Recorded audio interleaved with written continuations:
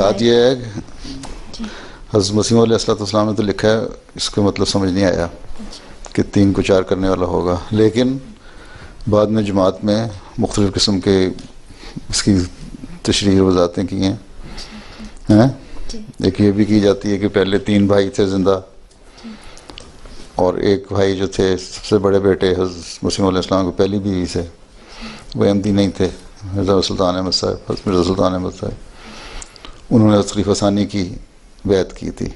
हज़रत मसीह अलैहिस्सलाम की बैत नहीं की थी, हज़रत खलीफा सानी की थी।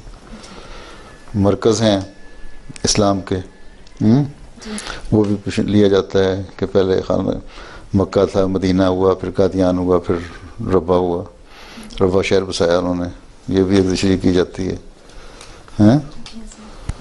और जो खालिसतन मरकज़ बनाए, और भी कोई हो सकती हैं वज़ाहतें।